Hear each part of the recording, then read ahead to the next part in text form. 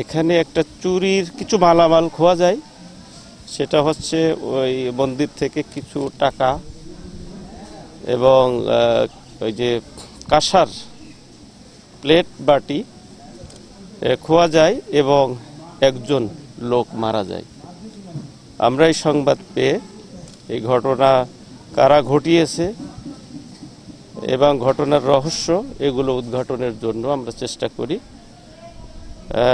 কতদিন হলো? প্রায় 20 দিন, না 20 দিনের মধ্যে আমরা তথ্য এই ঘটনা কারা ঘটিয়েছে সেটা আমরা উদ্ঘাটন করে ফেলেছি অনেক আগেই, কিন্তু তারা মেইন যে সে পলাতক ছিল এবং সমস্ত নেটওয়ার্ক বন্ধ করে দিয়ে সে পলাতক ছিল এবং সে বিদেশে পালিয়ে যাওয়ার জন্য চেষ্টাও করতেছিল।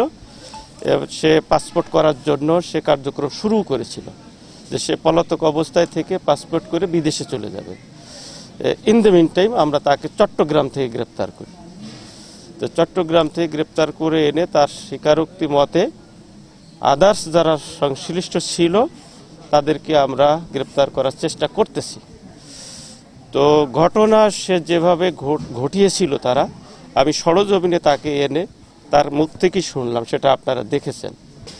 এখানে সে ছিল, তো সে যেটা বলল সেটা হচ্ছে এখানে আশেপাশে কোথাও হয়তো লেবু বাগান আছে, লেবু গাছ আছে, আপনারা হয়তো জানেন কিনা, কাছাকাছি এখানে যাদের বাড়ি ওয়ালের পাশে লেবু বাগান আছে। তাদের বক্তব্য যেটা, তারা লেবু চুরি করতে আসছিল। এই লেবু চুরি করতে এসে লেবু বিক্রি করে যে টাকা, সেই টাকা দিয়ে তারা ওই যে নেশা জাতীয় দ্রব্য কিনে খাবে মর্মে তারা লেবু চুরি করতে আসছিল। এই লেবু চুরি করছে, করার পরে তাদের মাথার ভিতরে আসছে যে ওই দিনের পূর্বে এখানে একটা ধর্মীয় অনুষ্ঠান হয়েছিল। ওরা মনে করছে এই ধর্মীয় অনুষ্ঠানে কিছু টাকা পয়সা জমা হয়েছে, কালেকশন হয়েছে, ওই টাকাটা পাওয়া যেতে পারে।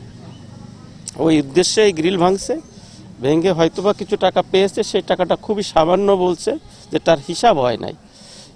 এই হিসাব হয় নাই কেন সেটা আমি বলতেছি।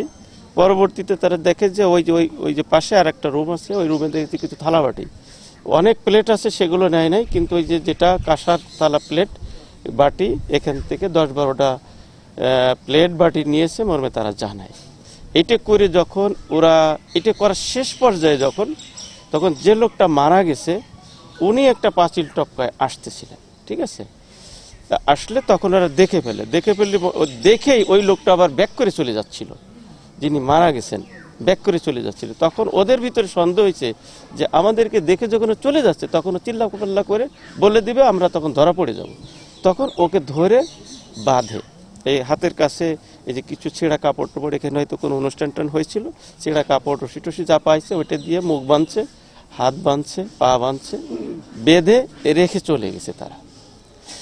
এই বেঁধে রেখে চলে যাওয়ার কারণে এটা ঘটনাটা ঘটছে রাত আনুমানিক 9টার দিকে, কিন্তু সারা রাত ওই লোকটা এই শীতের ভিতরে ওই অবস্থায় ছিল।